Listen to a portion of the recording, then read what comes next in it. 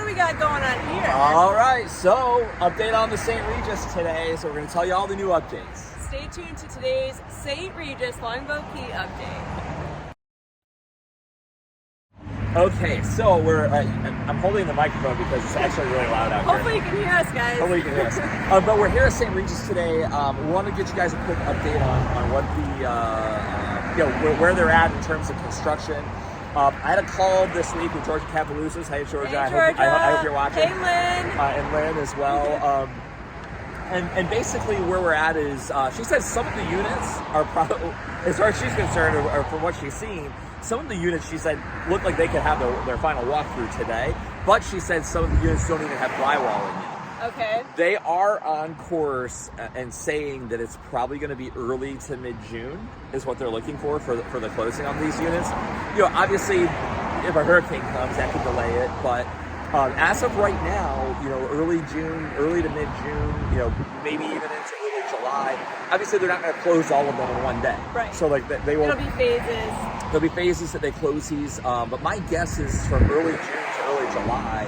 We're probably going to see these units close here, which is really exciting. It is so exciting, and it's going to bring, when they originally brought these to the market, they were slating about $1.5 million in tax revenue annually for the town of Longboat. That was before they increased the prices by 13% during the contract period.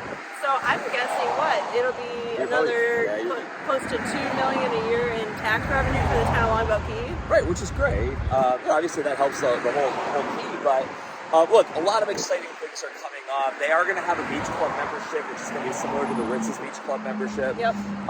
The first 50 memberships, I'm being told, they're going to sell at $75,000.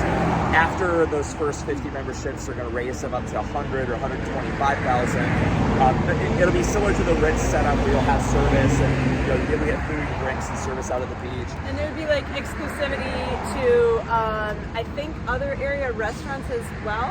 Or well, you're going to have access to the common elements of the resort. Right. Keep in mind that the residential, you know, there's a swimming pool that's just for the residences.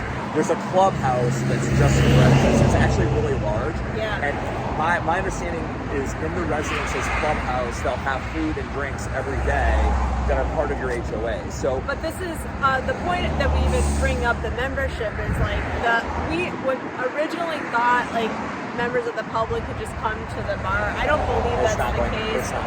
So unless you have to stay at the hotel as a member of the public, or you have to own, or you have to have the beach membership. Correct.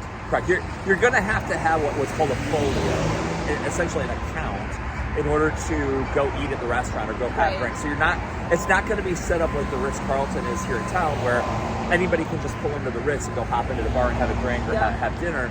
My understanding is that you're going to have to be staying at the hotel, be a member at the beach club, and or live here full time. So that's a little bit different. Now, will that continue? I don't know. I mean, I think that they're at the end of the day, they're still running a business. So I would hope that at some point they're going to open up the rooftop bar and the restaurant. Same. I was hoping for that too. Really hoping for that, but we'll see. So. But we could do a staycation. Yeah. But the rates are going to be really very high, way higher than the Ritz, and the Ritz is already pretty high downtown. The Ritz is really high. I mean, even like the Westin is really high to stay there. What do you think it's going to be? I was guessing at least $1,200 a night for like a standard room, probably without a view. That's what I'm guessing. I'm guessing it's probably going to be in that neighborhood of $1,200, and it's probably also going to be, even in the off season, my guess is the rates are still going to be $900 to $1,000 a night. So I hope we get the Florida discount, because I know that the Four Seasons in Palm Beach does that, which I love, and I try to use the Florida discount if you're you live in Florida, or you have residency, or you have a driver's license. But let's talk about what the amenities are here. The amenities are crazy. So have a list. They're gonna have a couple of restaurants. There's a rooftop bar. The spa, if I'm not mistaken, I believe the spa is around 20,000 square feet, and then there's a junior Olympic size infinity pool that runs the whole length of the resort at the spa level. That's going to be this huge property. There's a lazy river. In the middle of the lazy river is a swimming pool. And what's been told to us, and of course I don't know this for sure, what was told to us was that there's going to be a reef in that pool that has fish that you go surfing. There's gonna be. Yeah. So, and the monkey bar, which is the beachside.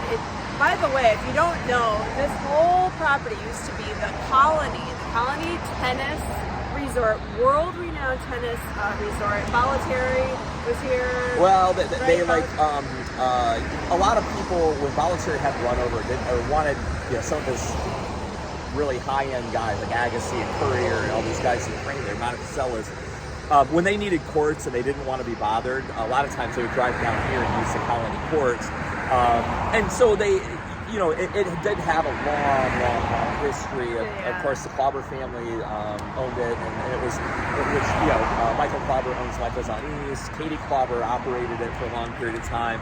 Funny enough, when my wife and I met, my wife was running the HR department at the Colony when we first met. That's right. You're such a wealth of weird knowledge. Yeah, I know. How do you remember all this stuff? Something that's really interesting about this site, another history back for you, when 9/11 happened, George Bush was staying here at the Colony, yes. and kind of the story was that he was here in town at one of the middle schools speaking. He was at Booker. At Booker Middle School. He got the word in his ear. And then all of a sudden, hundreds of cars came rushing into the Colony, grabbed everything, and then they pulled an aircraft carrier right off the coast of Sarasota here.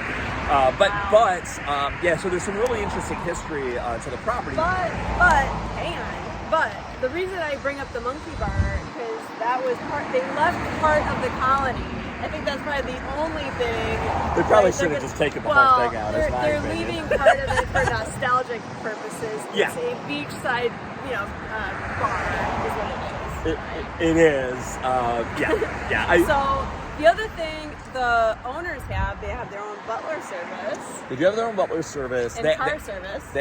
Car service. They also have private garages, and then their elevators service just the 4 units in that stack. So that's what I'm talking about. So you're yes, you are sharing an elevator, but you're sharing an elevator with 3 other units. And how many people are going to be here full time? Or here Almost when none. you're going to be here, it's going to be very, very limited and quiet, I would assume, outside of the hotel. So the number that I was given by Georgia is it's somewhere between 15 and 17% of the residents here are full time. So over 80% of the residents, these are second, third, and fourth homes. But generally speaking, you're not going to see your neighbors here. Now, something that is interesting, though, is you do have a private garage, but you only have 2 car parking spaces. So what we've done with some of our clients is we found them spaces. There's a garage that's out by the airport that does really high-end cars, and they'll swap the cars out for you. So, yeah. Nice. What else? The restaurant, the rooftop bar to me is what's really exciting. Fabulous. The hotel rooms look incredible. Obviously they're going. The one amenity that I was told that anybody will be able to use is they will have a tiki bar that's out on the beach. Oh, just like the Ritz on Lido.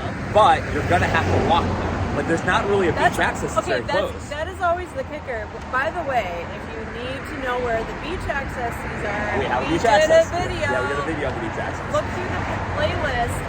There's a map. Hopefully you can hear us, guys. This traffic. It's right on the road here. But we're right on the road. But I'm telling you what, those units are not going to hear this road. They're going to have. Those are all impact windows and sliders. So that's they're not going to hear this.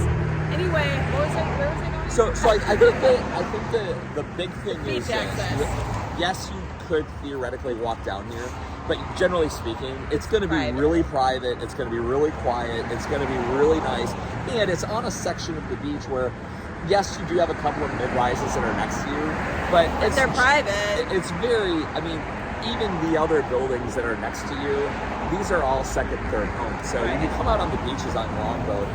It's not very dense. Aren't a lot of people here. Whereas you go down to Lido, you get hotels that are right there. Where it's a public beach. It's a public beach. This is not.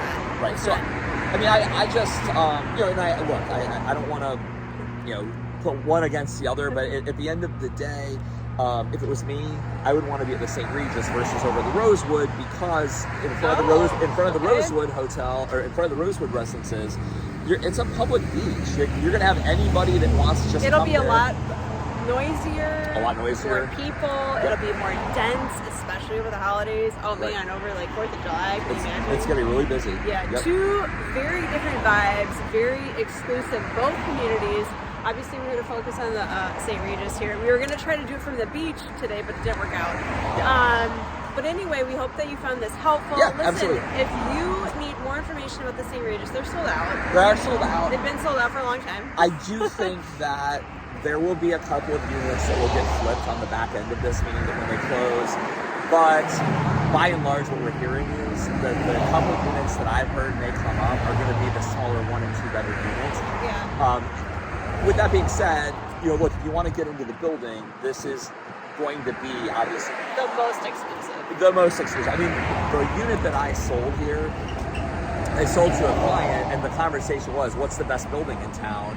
Well, right now, as we're sitting here right today, it would be the Ritz, because that's what's open. Right. Okay. As soon as this opens, it's not even going to be close. I would argue that. I don't know that the Ritz is top. I do. I mean, I think the newest Ritz tower that's there is definitely the most exclusive. No, you're not on the beach, but you do have water views. I mean, you have a lot there. You have all the amenities of the resort there. I guess it depends on what trips you're triggered. If you want beachfront, this is it. And then there are a few others on the beach that have some resales available in case you are looking for some exclusivity. Absolutely. Now, that being said, as it relates to St. Regis, because our office sold the lion's share of these units out of any office in town, we would be the first to know of a unit coming up on the resale even after they close. Agreed. So our office, because we have exclusive look and we have like the first to know platforms and we commingle with our colleagues often. Right. We have our ear to the ground.